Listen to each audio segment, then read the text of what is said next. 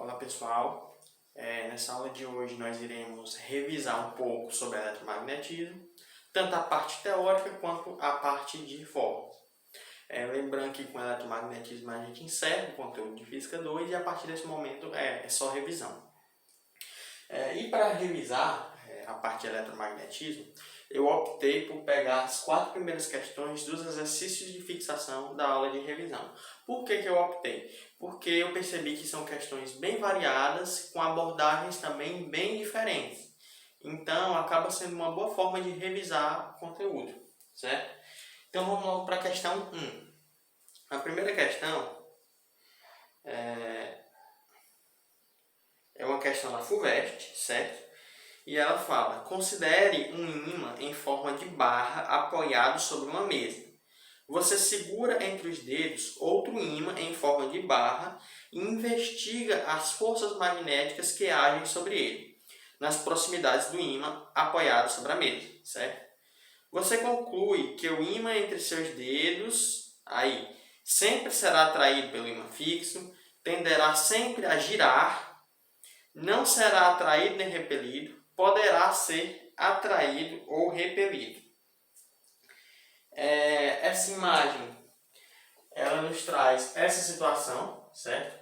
Ela coloca um ímã na mesa, com o norte e o sul, e o outro ímã que está na mão da pessoa, ele está sendo aproximado, certo? Porém, ele não nos diz se ele aproxima com o norte ou o sul. E daí que a gente tem, de forma bem simples, que se for o norte ele vai repelir, se for o sul ele vai atrair, certo? Então, a resposta acaba sendo a alternativa que diz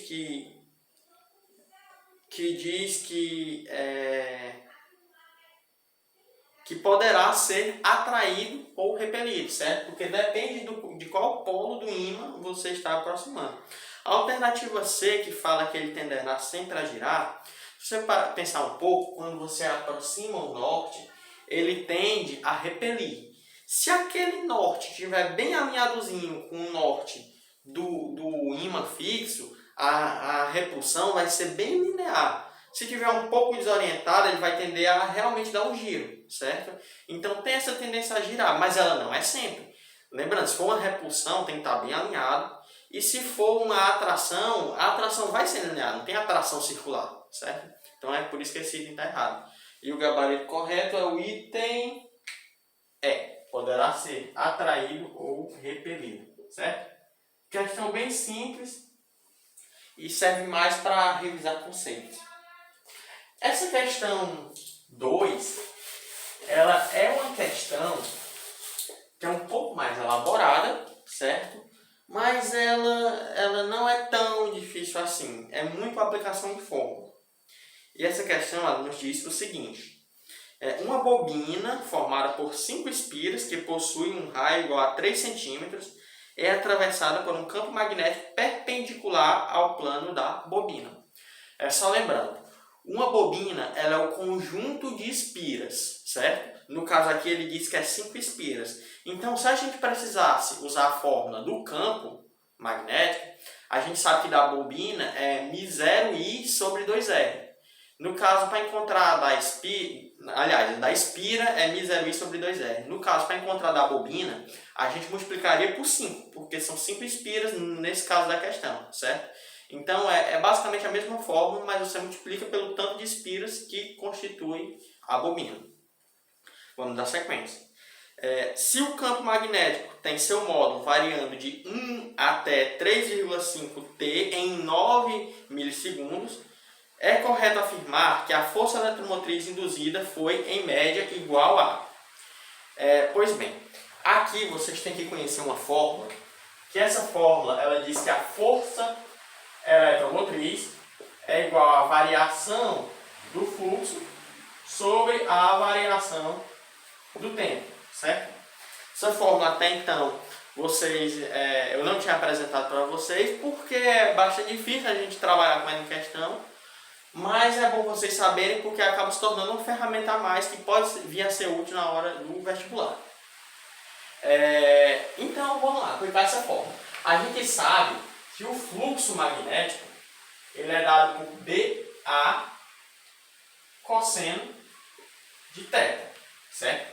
BA cosseno de θ. Então a variação do fluxo é o fluxo final menos o fluxo inicial. Eu vou representar aqui embaixo para vocês entenderem o próximo passo que eu vou fazer. É igual ao fluxo final menos o fluxo inicial, certo? E o que é esse fluxo final menos o fluxo inicial? Vamos aplicar na fórmula. Perceba que a área da bobina não está mudando e que o ângulo do campo também não está mudando. Ou seja, a única coisa que vai mudar é o próprio campo magnético, que ele nos diz na questão, certo? Então, vamos lá. Campo final, área cosseno de θ, menos campo inicial, área cosseno de θ. Perceba que a única coisa que muda aqui é campo final, campo inicial. Então eu posso sim usar um artifício matemático que é colocar em evidência. Eu vou ter que a variação do fluxo vai ser igual a B final menos B inicial vezes a área vezes o cosseno do ângulo. Certo? Aliás, parênteses fica aqui. Vezes a área vezes o cosseno do ângulo. E essa fórmula que nos fornece a variação do fluxo é o que eu vou aplicar nessa fórmula de cima, certo? Mas antes, vamos substituir os valores que ele nos deu. Ele nos disse que o fluxo final é 3,5 Tesla e o fluxo, o campo. E o campo inicial é 1 Tesla. Então, a variação, ou seja, isso aqui, essa subtração, 3,5 menos 1, a gente vai ter 2,5 Tesla, certo? Isso aqui é o valor da variação do campo. A área, ele nos diz que a espira ela tem 3 centímetros, certo? De raio. Passando para o SI, ou seja, passando para metros, a gente vai ter 3 vezes 10 a menos 2 metros, certo?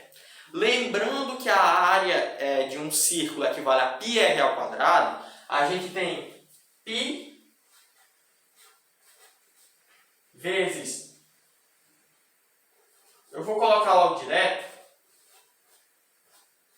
certo? Que seria 3 vezes 10 a menos 2. Só porque 3 ao quadrado é 9 e 10 a menos 2 ao quadrado é 10 a menos 4. Então eu já coloquei o πr ao quadrado direto, certo? E quanto ao cosseno do ângulo, esse ângulo que a gente considera seria no eixo da própria espira. Como ele entra perpendicular ao campo, esse ângulo com esse eixo vai ser zero, ele vai ser coincidente com o eixo. E cosseno de zero é 1, certo? Esse valor aqui vai equivaler a 1.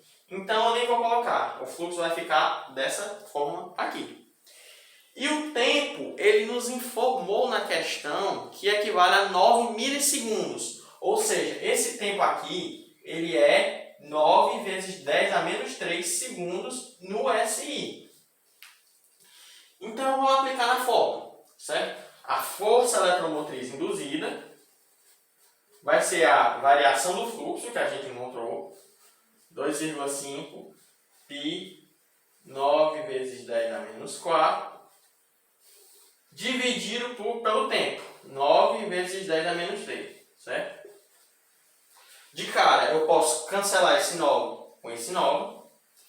Esse 10 a menos 3 com esse 10 a menos 4 vai sobrar 10 a menos 1. Certo? Sobra 10 a menos 1. E aí, um detalhe que eu esqueci.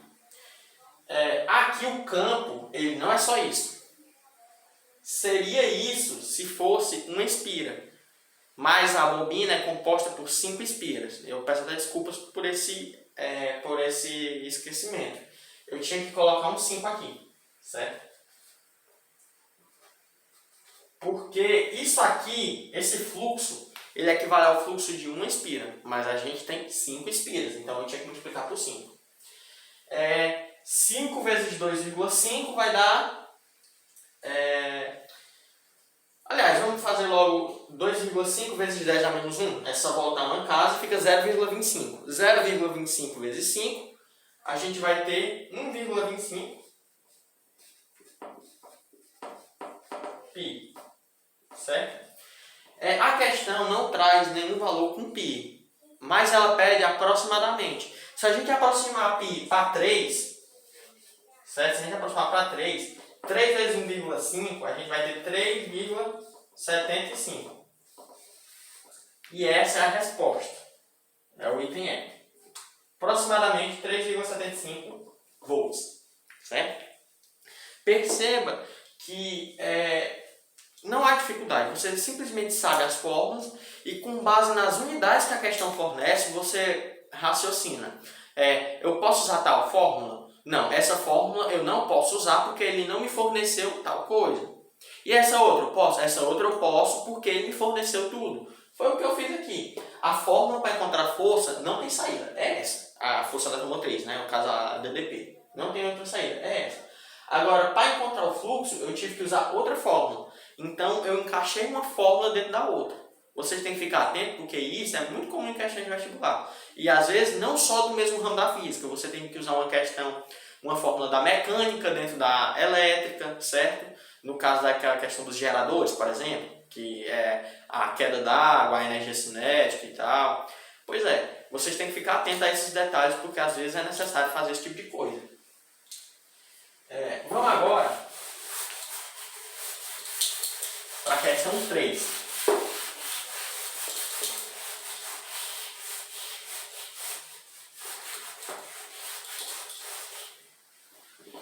Certo? A questão 3, ela nos diz o seguinte. Um fio condutor reto e vertical, e aí ele coloca o fio, certo? Sobre o qual passa por um furo em uma mesa sobre a qual, próximo ao fio, são colocadas uma esfera carregada pendurada. A gente tem aqui a esfera com carga positiva, certo? E uma bússola como mostrada nessa figura. E bem aqui a gente tem uma bússola.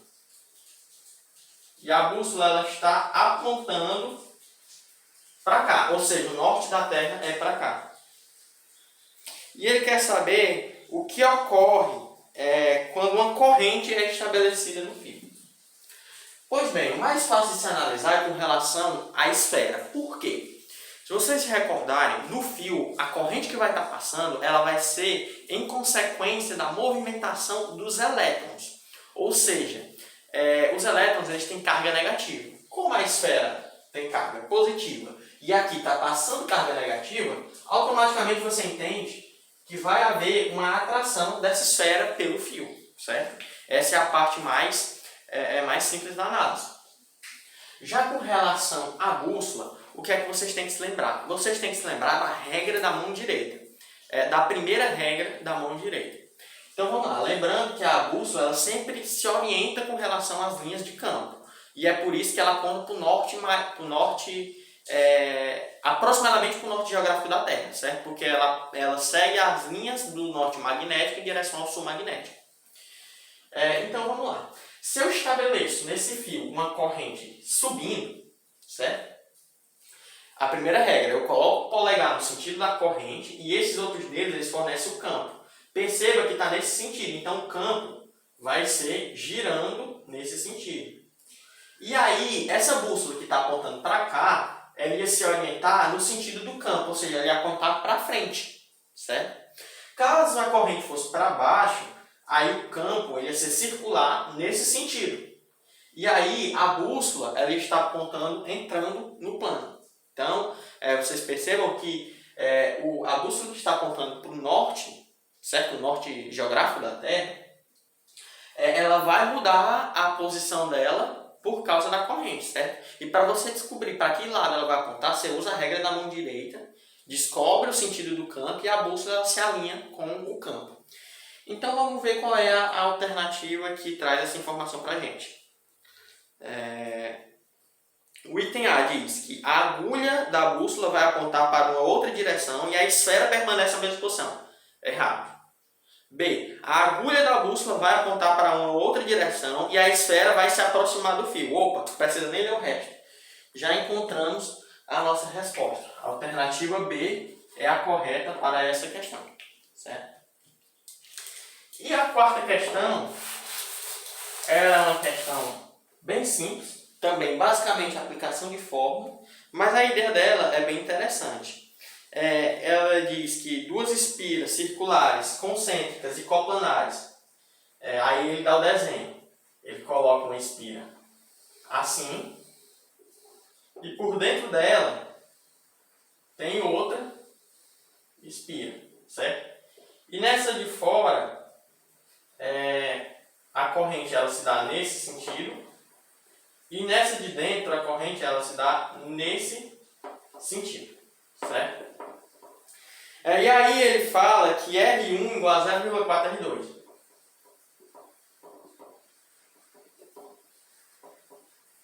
Certo? R1 igual a 0,4 R2. E R1 é o raio da maior e R2 é o raio da menor. Certo? São percorridas pelas correntes I1 e I2. E o campo resultante no centro é nulo. Certo? Essa informação é extremamente importante. E ele pede a razão entre I1 e I2. Pois bem, vamos lá. A primeira regra da mão direita, novamente. O fio nessa espira, a corrente segue nesse sentido, certo? Então, se você usar a regra da mão direita, vamos pegar esse trecho do fio. A corrente está vindo assim, certo? O campo está indo nesse sentido e voltando por dentro da espira. Ou seja, ele fica dando voltas, passando por trás do fio e emergindo pelo centro, certo? Já nesse fio do meio, é ao contrário. Perceba que o campo, como a corrente vai nesse sentido, né? O campo ele acaba entrando pelo centro e saindo por fora, certo? Pegando esse trecho, ó, a corrente vem, o campo entra por aqui e sai por fora, circulando, sempre circulando, formando círculos em torno do fio. Ou seja, se um campo entra e um campo sai, e ele nos diz que o campo no centro é nulo, quer dizer que o que entra é igual ao que sai, para que seja nulo. Então, basta a gente igualar. Aqui a gente está falando de espira. A fórmula é μ0i sobre 2r. Então, vamos lá. Eu sei que B1 igual a B2, certo? Ou μ0 e 1 sobre 2 R1. E aí, pessoal, eu tenho que usar as informações que ele diz. Em vez de colocar R1, eu já coloquei 0,4 R2, porque é o R1 que ele nos forneceu. Então, eu já vou colocando direto para facilitar, para me ganhar tempo na hora do vestibular, certo? E B2 eu vou ter que μ0 e 2 sobre 2R2, certo? Lembrando que μ0 é uma constante, então eu já vou cancelar, está de um lado e está do outro. Do mesmo jeito, o R2 ele aparece aqui de um lado e do outro, então eu vou cancelar. E esse 2 com esse 2 eu também posso cancelar. Vamos escrever aqui para ficar mais organizado. I1 sobre 0,4 igual a I2 sobre 1, certo? Sobre 1. E aí, quando eu inverter, que eu posso inverter assim, eu vou ter que 0,4 sobre 1 é igual a I1 sobre I2. Ou seja, I1 sobre I2 é 0,4, certo? E aí a gente encontra a razão que estava sendo procurada na questão. E esse valor, ele corresponde à alternativa A, certo? 0,4. Então, pessoal, Essas questões elas foram utilizadas para a gente revisar a parte de eletromagnetismo e posteriormente nós iremos revisar a Física 2 em geral.